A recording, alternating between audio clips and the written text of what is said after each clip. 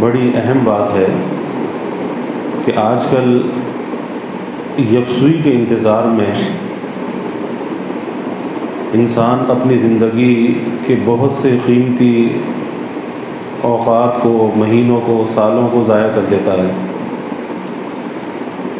اور وہ یکسوئی کا انتظار کس چیز کے لیے کیا جاتا ہے؟ وہ یکسوئی کا انتظار نیکی کے لیے کیا جاتا ہے، ذکر اللہ کے لیے کیا جاتا ہے، تلاوت قرآن کے لیے کیا جاتا ہے۔ ورنہ دنیا کے اگر مشاغل ہوں تو دنیا کے مشاغل کے لیے آدمی کبھی یکسوئی کا انتظار نہیں کرتا۔ کبھی یہ نہیں سوچتا کہ جب کبھی فرصت ہوگی تو بازار سے سودا لے آؤں گا، کوئی فرصت ہوگی تو دکان جا کے کھول لوں گا، نوکری پر چلا جاؤں گا۔ کسی یکسوئی کا انتظار نہیں کرتا۔ وہاں تو چاہے ذہنی انتشار بھی ہے، بیماری بھی ہے، پریشانی بھی ہے، لیکن دکان پر جاتا ہے، دفتر میں جاتا ہے، بازار سے سودا لینے کے لیے جاتا ہے، کسی یکسوئی کے انتظار میں نہیں ہے۔ شیطان اور نفس دونوں انسان کے دشمن ہیں۔ نفس بھی بہکاتا ہے اور شیطان بھی بہکاتا ہے۔ شیطان کو ہمارا نیکی کرنا بہت برا لگتا ہے، کیونکہ وہ خود تو مردود ہوا اور اس نے اللہ سے اس بات کا وعدہ بھی کیا کہ میں ان کو بھٹکاؤں گا، راستے سے گمراہ کروں گا، تو وہ تو اپنے مشن پہ لگا ہوا ہے اور ظاہر ہے کہ وہ دشمن ہے۔ اور نفس جو ہے، جو ہمارے اندر کی چیز ہے، ہمارا نیکی کا کرنا اس کے اوپر بہت شاق ہے، بہت بھاری ہے، بڑا بوجھ آتا ہے۔ کیونکہ جب آدمی کوئی نیکی کرتا ہے تو اس نیکی کی پابندی، اس پر استقامت، تسلسل کے ساتھ اس کام کو کرنا، یہ نفس کے اوپر بہت بھاری ہے۔ یہ قید سے بھاگتا ہے، یہ نفس آزادی چاہتا ہے، اور جس کام میں اس پر بوجھ آتا ہو، مشقت آتی ہو، اس کام میں تو یہ نفس پٹی پڑھاتا ہے کہ میاں ابھی فرصت کہاں ہے، یکسوئی کہاں ہے، جب فرصت ہوگی تو پھر اللہ اللہ کر لیں گے، ابھی تو بہت عمر پڑی ہے۔ اور جس کام میں نفس کو لذت اور مزہ آئے، یہ اس کے خیالات ڈالتا ہے، وسوسے ڈالتا ہے، اندر سے تقاضے پیدا ہوتے ہیں، اندر سے میلانات ہوتے ہیں، کسی کو گھور لے، کسی کو تک لے، کسی کو میسج بھیج دے، کسی سے شہوت کی گفتگو کر لے، کسی سے ملاقات کے لیے چلا جا، فیس بک کی سیر کر لے، یوٹیوب کی سیر کر لے، اپنی خلوتوں کو ناپاک کر لے۔ اس میں اس نفس کی شرارت کی آمیزش ہوتی ہے کہ اس سے لذت اور مزہ آتا ہے، اور ہم اس کی خواہش کو پورا کر کے اس خواہش کو اور تقویت دیتے ہیں۔ ہونا تو یہ چاہیے کہ اس کی خواہش کو کمزور کیا جائے، اس کی خواہش پر ضرب ماری جائے، لیکن ہم اس کی خواہش کو اور مضبوط کر دیتے ہیں، قوی کر دیتے ہیں۔ جیسے اس نے کہا ہم تو ویسا کرنے لگے، جو جی میں آیا، جو خواہش پیدا ہوئی، کبھی یہ نہ سوچا کہ اس کرنے سے اللہ راضی ہوگا یا ناراض ہوگا۔ کم از کم ایک معیار تو مقرر کرنا چاہیے زندگی کا کہ جو کام انسان کر رہا ہے اس کام کے کرنے سے اللہ راضی ہوگا یا ناراض ہوگا۔ کبھی اپنے آپ سے مکالمہ تو کرنا چاہیے، اگر اللہ راضی ہوگا تو ضرور کر لینا چاہیے، اور اگر اللہ ناراض ہوگا تو پھر اللہ کو ناراض کر کے نفس کو خوش کرنا، نفس کو راضی کرنا، یہ کون سی عقل مندی کی بات ہے؟ اللہ ناراض ہو اور نفس خوش ہو جائے، شیطان خوش ہو جائے کہ جو اللہ کا دشمن ہے، تو پھر تو زندگی کے مقصد کو بھلا دیا۔ مقصد زندگی کا کچھ اور تھا، وہ اللہ کی رضا تھی، اس کی ابدیت تھی، اور یہ شیطان کی رضا میں لگا ہوا ہے، اللہ کی عدم رضا والے کاموں کو کر رہا ہے۔ تو اس لیے جب انسان کے اندر یہ خواہشات پیدا ہوں، میلانات پیدا ہوں، اور یہ ہوں گے، ایسا نہیں کہ نہیں ہوں گے، یہ خواہشات، میلانات، یہ زندگی، ساری زندگی کا جس کو ہے چولی دامن کا ساتھ ہے، یہ تو ختم ہونے والے نہیں، یہ زندگی کے ساتھ ساتھ چلتے رہتے ہیں۔ اب یہاں پر ضرورت ہوتی ہے مجاہدے کی، مشقت کی، مخالفت نفس کی۔ بہت سے لوگ یہ چاہتے ہیں کہ کسی سے دعا کرا لو تو کام بن جائے، بہت سے لوگ یہ چاہتے ہیں کوئی وظیفہ بتا دو تو کام بن جائے۔ تو یاد رکھیے کہ جب نفس کے اندر شرارت پیدا ہو، نفس میں گناہوں کے تقاضے پیدا ہوں، تو یہاں پر وظیفے کا کام نہیں ہے، یہاں پر کام ہے مخالفت نفس کا، کہ اپنے نفس سے، اپنے جی سے کہہ دے کہ جا، میں تیرا کہنا نہیں مانتا، میں نے اپنے اللہ کو ناراض نہیں کرنا، اس کی مرضی کے خلاف کوئی کام نہیں کرنا، اپنے نفس سے کہہ دے۔ کیونکہ نفس کی نہیں ماننی، اللہ کی ماننی ہے۔ اور آج ہوتا کیا ہے، جو نفس نے کہا ہم نے کہا ٹھیک ہے، آمنا صدقنا، بس چل پڑے اس کے پیچھے۔ تو یہ ایک بہت بڑی کمزوری ہے کہ خواہشات نفسانی کا اتباع کرنا، یہ خواہشات نفسانی انسان کو اللہ سے دور کرنے والی ہے، اور یہ ختم ہو نہیں سکتی، یہ ساتھ ساتھ رہیں گی۔ اب اس کا مقابلہ کرنا ہے، اور مقابلہ کرنے کے لیے پہلی چیز یہ ہے، سب سے پہلا قدم یہ ہے کہ آدمی ذہنی طور پر اپنے کو آمادہ کرے، ذہنی طور پر آمادہ کرے کہ میں نے اس کا مقابلہ کرنا ہے، اس نفس کی شرارت کو کچلنا ہے۔ آمادہ تو کرے پہلے، اگر بالکل بے خبر ہے تو نفس تو غالب آ جائے گا۔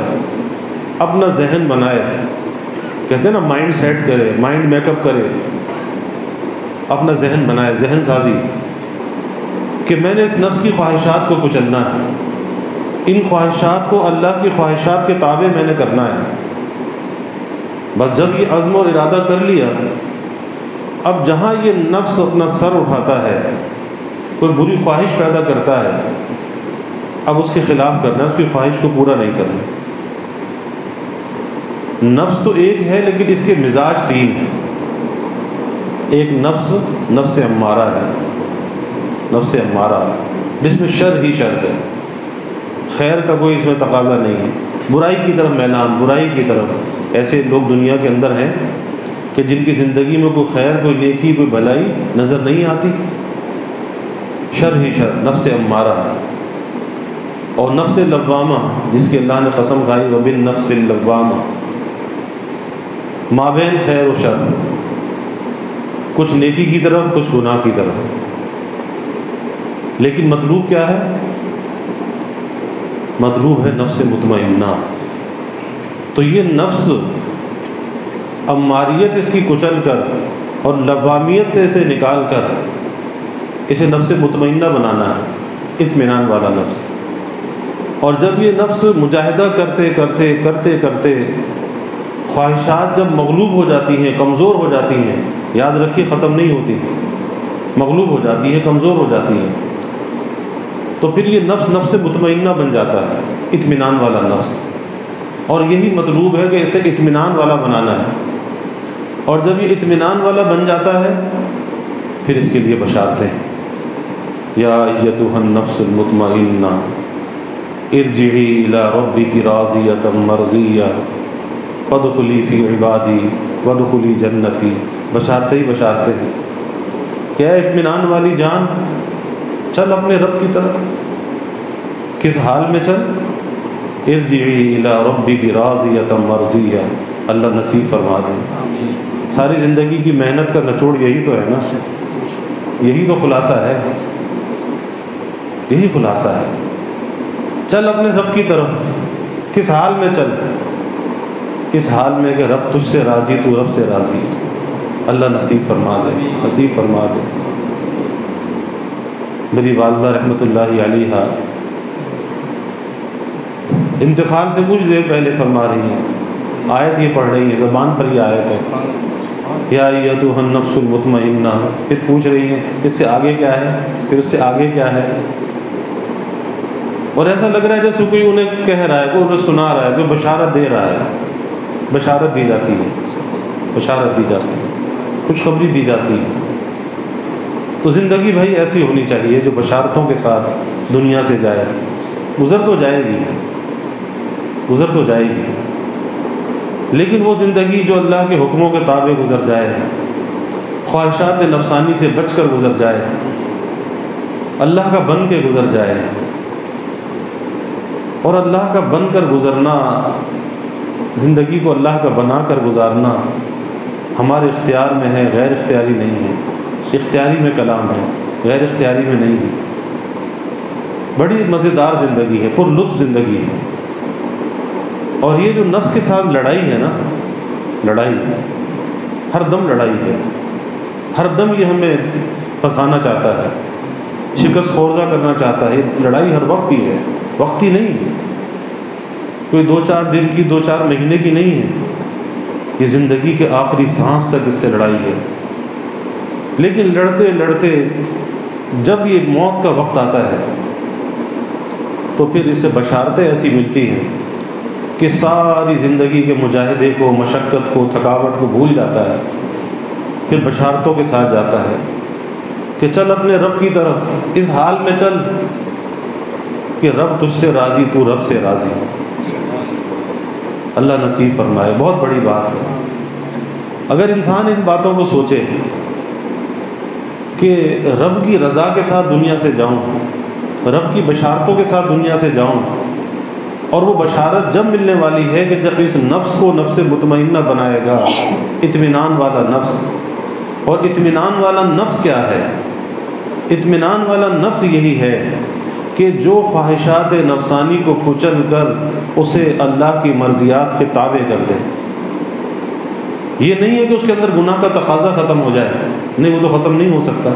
اور اگر گناہ کا تقاضا ختم ہو جائے تو پھر نیکی پر اجر کس بات کا ہے؟ مشقت ہی ختم ہو گئی، رکاوٹ ہی ختم ہو گئی، تو پھر نیکی پر اجر کس بات کا ہے؟ فرشتوں کے لیے کوئی رکاوٹ نہیں ہے، ان کے اندر کوئی تقاضے نہیں ہے، کوئی میلانات نہیں ہے، اور وہ عبادت ہم سے زیادہ کرتے ہیں۔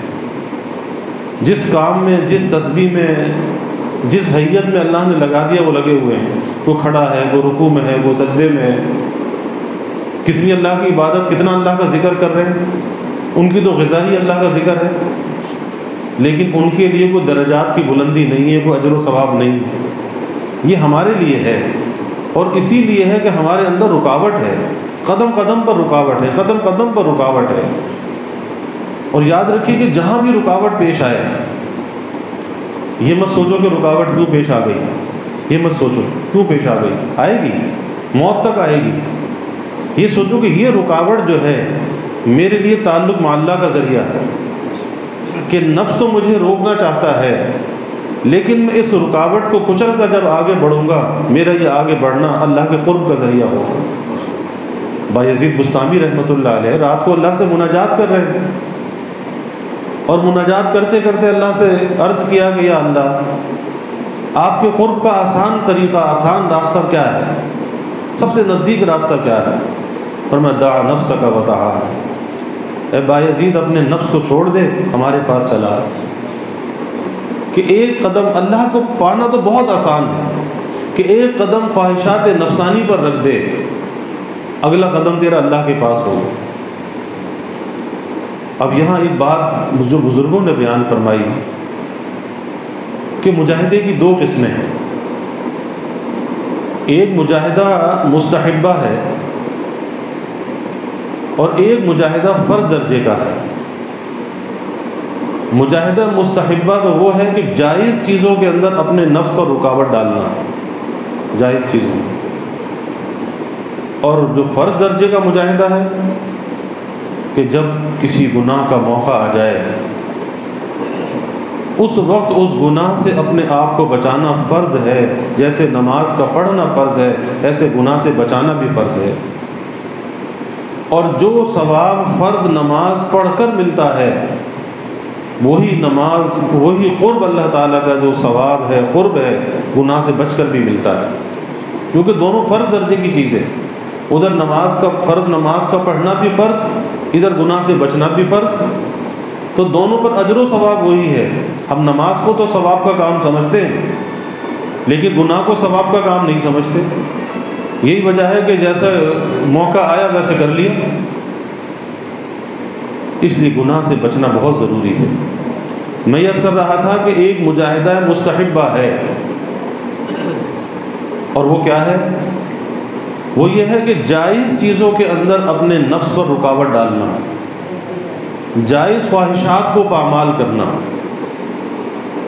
نفس ہے کچھ کھانے کی خواہش کرتا ہے، کہیں جانے کی خواہش کرتا ہے، کسی سے ملاقات کی خواہش کرتا ہے. اگر ضروری ہے تو کام کر لے، اگر کوئی ضروری نہیں ہے تو اس کی خواہشات کو پامال کرنا چاہیے، کچلنا چاہیے. اور ضروری کسے کہتے ہیں؟ ضروری کی تعریف کیا ہے؟ ضروری کی تعریف یہ ہے کہ جس کے بغیر کام نہ چلے، اور جس کے بغیر کام چل جائے پھر وہ ضروری نہیں ہے. یہ ضروری کی تعریف اپنے ذہن میں رکھنی چاہیے، ورنہ نفس تو کہتا ہے کہ ہر چیز ضروری ہے، نفس تو یہی کہتا ہے. لیکن یہ اس کا معیار مقرر کرنا چاہیے، اس کو جانچنا چاہیے. اگر اس کے بغیر کام چل جائے تو غیر ضروری، اور اگر کام نہ چلے تو ضروری. تو ضروری کے اندر تو کبھی کمی نہیں کرنی چاہیے، شریعت ہمیں اس سے منع نہیں کرتی. جائز چیزوں کے اندر اپنے نفس پر رکاوٹ ڈالنا. حضرت ڈاکٹر عبدالعزیز صاحب عارفی نبر اللہ مرقدہ فرماتے تھے،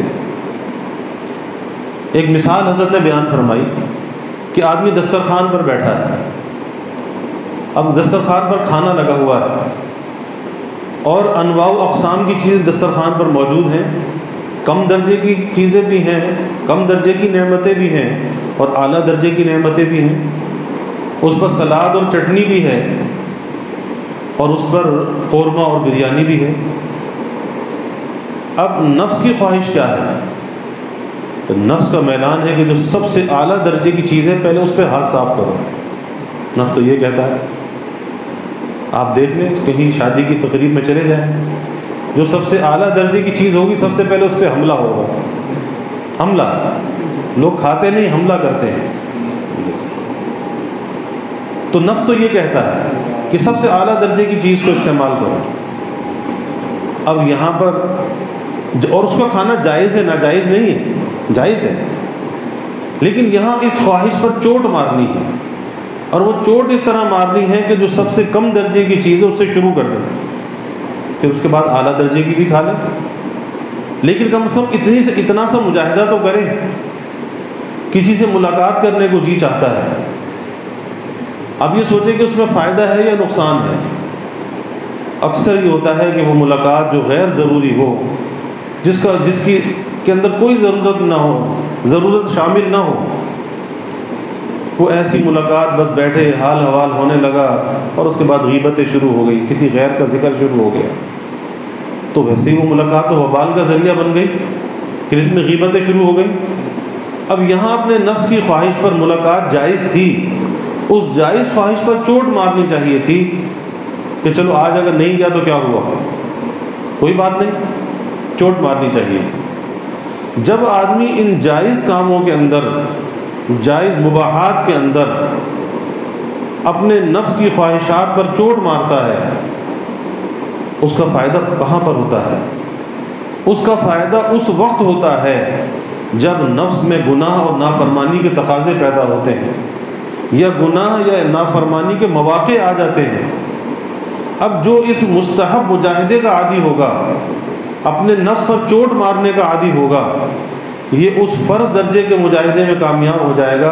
اس کے لیے گناہ سے بچنا، نظر کو جھکانا، زبان کو روکنا اس کے لیے آسان ہو جائے گا، کیونکہ یہ عادی ہے مجاہدہ کرنے کا، مشقت کا عادی ہے. اور اگر اس مجاہدہ مستحبہ کا عادی نہیں ہے تو پھر تذبذب میں ہوگا کہ کیا کروں، بالآخر نفسانیت غالب آ جائے گی اور یہ نافرمانی کر گزرے گا. تو اس لیے مجاہدہ مستحبہ کی ضرورت ہے کہ ہر جائز کام اس میں احتیاط ہونی چاہیے. اس لیے مجدد تھانوی رحمۃ اللہ علیہ نے فرمایا کہ بھئی مباحات میں تقلیل کو اختیار کرو، قلت کو اختیار کرو. جائز کاموں میں، مباحات میں قلت کو اختیار کرو.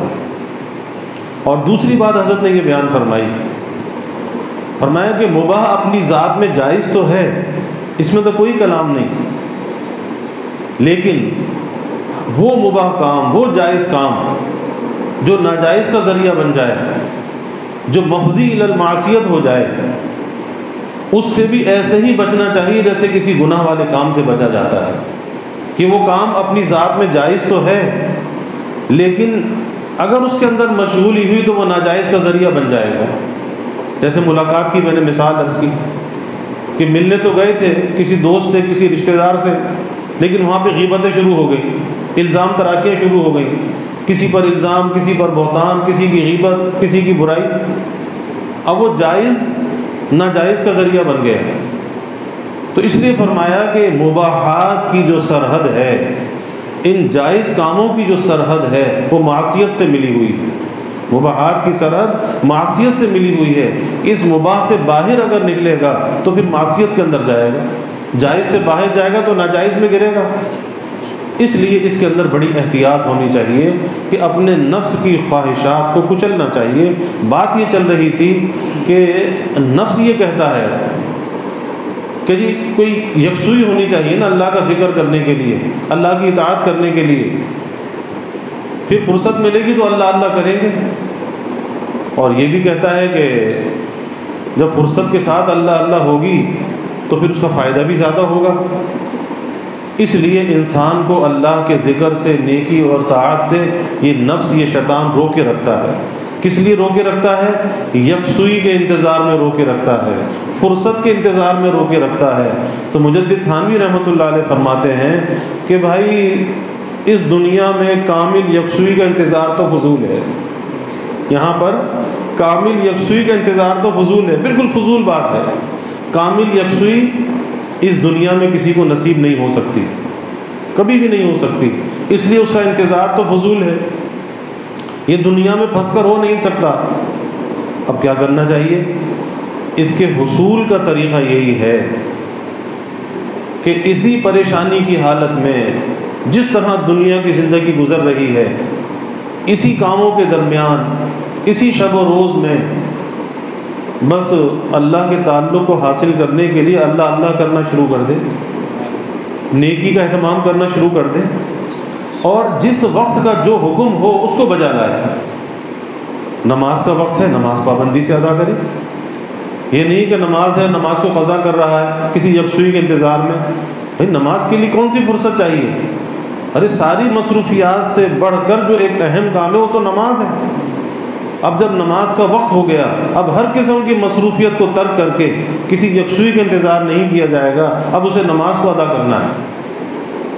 اسی طرح سے اسی مشغولی کی حالت میں جو دنیا کے مشاغل ہیں، انہی مشاغل کے درمیان اپنے لیے تعلق مع اللہ کے جو مواقع ہیں اور جو ذرائع ہیں اس کو اختیار کرنا ہے۔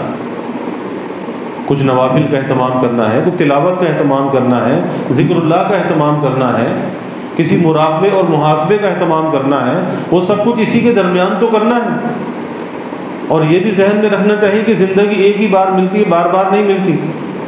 بھائی یہ زندگی ہے جو ہے، اسے جتنا کارآمد بنا لیا سو بنا لیا، اس کے بعد پھر اور زندگی دوبارہ ملنے والی نہیں ہے کہ چلو یہ زندگی تو دنیا کے دھندوں میں گزار دو، پھر کوئی اور زندگی ملے گی تو اللہ اللہ کر کے گزار دیں گے۔ نہیں بھائی ایسا نہیں ہے۔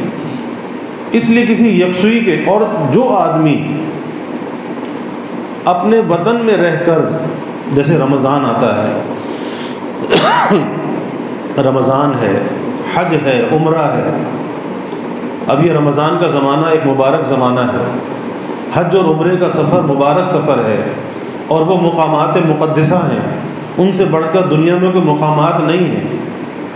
تو جو آدمی اپنے وطن میں رہ کر، یا جو آدمی غیر رمضان میں اپنے وقت کا قدردان ہوتا ہے، اپنے وقت کو نیکی میں خرچ کرتا ہے، نیکی کا عادی اپنے آپ کو بناتا ہے، گناہوں سے بچنے کا اہتمام کرتا ہے، وہی رمضان کو نیکی کے ساتھ گزار سکتا ہے، گناہوں سے بچ کے گزار سکتا ہے۔ جو آدمی اپنے وطن میں نیکی کا عادی ہوگا، گناہ سے بچنے کا عادی ہوگا، وہ حرمین شریفین میں جا کر بھی نیکی کا اہتمام زیادہ کرے گا اور گناہوں سے بھی اپنے آپ کو بچائے گا، کیونکہ وہ اس کا عادی ہے۔ کوئی یہ سوچے نہیں جی اللہ کا گھر دیکھیں گے تو ہم سب ٹھیک ہو جائیں گے، تو اس طرح اللہ کا گھر دیکھ کے اللہ کے ولی نہیں بنتے۔ وہاں تو گناہ کا، جس طرح نیکی کا ثواب زیادہ ہے تو گناہ پر پکڑ بھی زیادہ ہے۔ اگر ایک نیکی 1,00,000 کے برابر ہے تو ایک گناہ بھی 1,00,000 کے برابر ہے۔ یہ نہیں ہے کہ اللہ کا گھر دیکھیں گے تو ہم اللہ کے ولی بن جائیں گے، نہیں، وہاں بھی یہ حالت ہوتی ہے کہ ایسے رہتے ہیں جیسے ایک اجنبیت کا سا تعلق ہے۔ یہاں سے تو بڑی تمنا کے ساتھ گئے تھے، لیکن وہاں جا کر اجنبی بنے ہوئے ہیں۔ بیت اللہ میں بیٹھے ہیں تو اکھڑے اکھڑے بیٹھے حرم پاک کے اندر، سامنے بیت اللہ ہے، بیت اللہ کو نہیں دیکھتے، پڑوس والے سے باتیں کرتے ہیں، ارے بھائی تم کہاں سے آئے ہو، کہاں رہتے ہو، کیا کاروبار کرتے ہو، کتنے کا پیکج لے کر آئے ہو، کون سے ہوٹل میں ٹھہرے ہو۔ اب بھلا پوچھے کو یہ باتیں کرنے کی کہ بیت اللہ پر اللہ کی 120 تجلیات ہر آن ہر لمحہ بیت اللہ پر نازل ہوتی ہیں، 80 تجلیات، 60 تجلیات نماز پڑھنے والوں کے لیے، 60 طواف کرنے والوں کے لیے، 40 نماز پڑھنے والوں کے لیے، اور 20 تجلیات جو صرف بیٹھ کر بیت اللہ کی زیارت کر رہا ہے اللہ کی 20 تجلیات کو حاصل کر رہا ہے۔ اللہ کی تو ایک تجلی بھی بہت بڑی ہوتی ہے، لیکن یہ بیت اللہ کو نہیں دیکھتا، یہ بیت اللہ کے سامنے بیٹھ کر بھی بیت اللہ سے جو ہے غافل ہے، اور یہ دنیا کی باتوں میں لگا ہوا ہے۔ وجہ کیا ہے؟ وجہ یہ ہے کہ اپنے وطن میں رہ کر اپنی طبیعت کو بنایا نہیں، سنوارا نہیں، اس کی کوئی تربیت نہیں کی۔ اس تربیت نہ کرنے کا یہ اثر ہے کہ بیت اللہ ہے، روضہ رسول ہے، لیکن وہاں جا کر بھی دنیا کی باتوں کے اندر لگا ہوا ہے، دنیا کے بکھیڑوں کے اندر لگا ہوا ہے۔ تو اس لیے اسی مشغولیت کی حالت میں، اسی مشاغل کے ساتھ ہم نے اللہ کے تعلق کو حاصل کرنا ہے۔ کسی فرصت کا، کسی نئی زندگی کا انتظار نہیں کرنا کہ فرصت ملے گی تو کچھ کریں گے۔ اور اس کی مثال ہے کہ ایک آدمی صبح سے لے کے شام تک مشغول ہوتا ہے، مصروفیت ہے، مشغولی ہے، کاروباری مشاغل ہیں یا ملازمت کے مسائل ہیں، مصروف ہے، لیکن اس درمیان اگر بیمار ہو جائے، گھر میں کوئی بیمار ہو جائے تو وقت بیچ میں نکلتا ہے یا نہیں نکلتا؟ ڈاکٹر کے پاس ہاسپٹل جاتے ہیں یا نہیں جاتے؟ کوئی تقریب آ جائے، کوئی رشتہ داروں میں شادی کی دعوت آ جائے کہ وقت نکال کر جاتے ہیں یا نہیں جاتے؟ تو دنیا کے کاموں کو ہم مینیج کر لیتے ہیں، کوئی بیماری ہے، کوئی خوشی ہے، غمی ہے، ہم اسی مشاغل کے اندر، جس کو کہتے ہیں نا بہت مصروفیت ہے، ہمارے پاس وقت نہیں ہے، انہی مشاغل کے اندر ہم بہت سی چیزوں کو مینیج کر رہے ہوتے ہیں۔ کبھی بچے کے اسکول جا رہے ہوتے ہیں، کبھی مدرسے جا رہے ہوتے ہیں، بازار سے سودا لا رہے ہوتے ہیں، تو دنیا کے سارے کاموں کو مینیج کر رہے ہوتے ہیں۔ تو کیا اس کے اندر اللہ کے ذکر کو مینیج نہیں کر سکتے؟ اللہ کے تعلق کے لیے کوئی وقت نہیں نکال سکتے؟ اور اللہ تو ہم سے یہ بھی نہیں کہتا کہ تم اپنی دکان چھوڑ دو، بیوی بچوں کو چھوڑ دو، ملازمت کو چھوڑ دو، بس تم مسجد میں بیٹھ کر تسبیح لے کر اللہ اللہ کرو۔ اللہ تو ہم سے یہ بھی نہیں کہتا، بلکہ ہماری زندگی کو ایسا بنایا گیا ہے، اس طرح سے اس کی ترتیب دیا گیا ہے کہ اگر ہم اپنی زندگی کو شریعت کے تقاضوں کے مطابق گزاریں تو چاہے ہم ملازمت پر ہیں، چاہے تجارت پر ہیں، چاہے بیوی بچوں کے ساتھ ہیں، ہماری زندگی کا ایک ایک لمحہ ذکر میں لکھا جا سکتا ہے، اور ہم ذاکر، ذکر حقیقی کے اعتبار سے ہم ذاکر بن سکتے ہیں۔ بس فکر کی بات ہے نا، دل کے اندر ایک فکر پیدا ہو جائے کہ جس وقت کا جو حق ہے وہ میں نے ادا کرنا ہے۔ اس لیے ساری شریعت کا خلاصہ دو لفظوں میں ہمارے شیخ حضرت مسیح الامت نور اللہ مرقدہ بیان فرماتے تھے کہ ادائے حقوق اور حفظ حدود، ادائے حقوق اور حفظ حدود، کہ حقوق کو ادا کرنا ہے، اللہ کے حق کو ادا کرنا ہے، بندوں کے حق کو ادا کرنا ہے، لیکن ادا کیسے کرنا ہے؟ حفظ حدود، حدود میں رہ کر ادا کرنا ہے، کہ حدود شریعت نے بنائی ہے، شریعت نے بتائی ہے، تو شریعت کی حدود میں رہ کر حقوق کو ادا کرنا ہے۔ جس وقت کا جو حق ہو اس کو ادا کر لو، بس یہ آدمی ذاکر ہے، کیونکہ یہ اللہ کی اطاعت میں لگا ہوا ہے۔ اور کل مطیع للہ فہو ذاکر، کہ ہر مطیع، ہر فرما بردار ذاکر ہے، وہ ذکر کی حالت کے اندر ہے۔ اس لیے بھائی اس دھوکے سے اپنے آپ کو نکالنا چاہیے کہ کوئی فرصت ملے گی تو پھر اللہ اللہ کریں گے اور بہت سا کریں گے۔ نہیں بھائی، اس فرصت کا انتظار چھوڑو، آپ تھوڑا تھوڑا ابھی سے شروع کر دو، اس بہت سے کا انتظار چھوڑ دو، تھوڑا تھوڑا ابھی سے شروع کر دو، اور یہ تھوڑا تھوڑا جو جمع ہوگا نا اس بہت سے زیادہ ہوگا جس کے تم انتظار میں ہو، پتہ نہیں اس کی مہلت ملے یا نہ ملے، اور اس سے پہلے ہی پیغام اجل آ جائے پھر کیا ہوگا؟ پھر تو وہ بہت سا بھی رہ جائے گا۔ تو اس لیے تھوڑے تھوڑے کو کرتے رہو، اور یہ تھوڑا تھوڑا بھی اگر ہوتا رہا، ان مشاغل کے ساتھ ہوتا رہا، اور زندگی کی ترتیب ایسی ہونی چاہیے کہ جو ہماری زندگی کے معاش کے مسائل ہیں اس معاش کے اندر اپنی معاد کو فراموش نہیں کرنا چاہیے۔ دنیا کے معاش میں اپنی معاد کو فراموش نہیں کرنا چاہیے، اپنی معاش کو اس طرح سے تشکیل دینا چاہیے کہ ہماری معاد کا کوئی نقصان نہ ہو، ہماری آخرت کا کوئی نقصان نہ ہو۔ بس پھر پوری زندگی ذکر میں داخل ہے، اور یہ اللہ والا ہے، اللہ کا دوست ہے، اللہ کا ولی ہے۔ اور اللہ کے ولی کیسے ہوتے ہیں؟ ان کے سر پہ وہ سینگ تھوڑا ہی لگ جاتے ہیں؟ یہی تو اللہ کے ولی ہوتے ہیں جو حقوق اور حدود کے ساتھ زندگی کو گزارتے ہیں، جو دنیا کے معاش کے ساتھ معاد کا بھی فکر غالب رکھتے ہیں، کبھی اس سے غافل نہیں ہوتے۔ یہی اللہ کے ولی ہوتے ہیں۔ اور ہر شخص اللہ کا دوست ہے، اللہ کا ولی ہے، بس ولایت کے درجات کا فرق ہے۔ جو بھی ایمان والا ہے وہ تو اللہ کا دوست ہے۔ اللہ ولی الذین آمنوا، اللہ کہتا ہے ایمان والے تو میرے دوست ہیں۔ تو دوستی تو ہے، لیکن یہ دوستی پختہ ہونی چاہیے، مضبوط ہونی چاہیے، اور دوستی میں ترقی ہونی چاہیے کہ جیسے دنیا میں کسی دوست سے دوستی ہو جائے نا، اور اگر ایک دن بات نہ ہو، ملاقات نہ ہو تو بے چینی ہوتی ہے، تو اسی طرح سے اللہ کے ساتھ ہماری دوستی ہونی چاہیے کہ کبھی مناجات میں کمی ہو جائے، ذکر و تلاوت میں کمی ہو جائے، طبیعت بے چین ہو جائے کہ آج دوست سے باتیں کیوں نہیں ہوئی، آج دوست سے ملاقات کیوں نہیں ہوئی۔ اور دنیا میں یہی تو ملاقات ہے، یہی تو باتیں ہیں، باقی دیدار تو جنت میں جا کے ہوگا۔ تو اس لیے دنیا کے معاش کے ساتھ معاد کو فراموش نہیں کرنا چاہیے، اور جو دونوں چیزوں کو ساتھ ساتھ لے کر چلتا ہے کہ دنیا کے معاش کا بھی حق ادا کرتا ہے لیکن اپنی معاد کو خراب نہیں کرتا، بس یہی اللہ کا ولی، اللہ کا دوست ہے۔ اللہ ہم سب کو اپنا ولی بنائے، اپنا دوست بنائے، فکر آخرت کو اللہ ہماری زندگی میں بیدار فرمائے۔ وآخر دعوانا الحمدللہ۔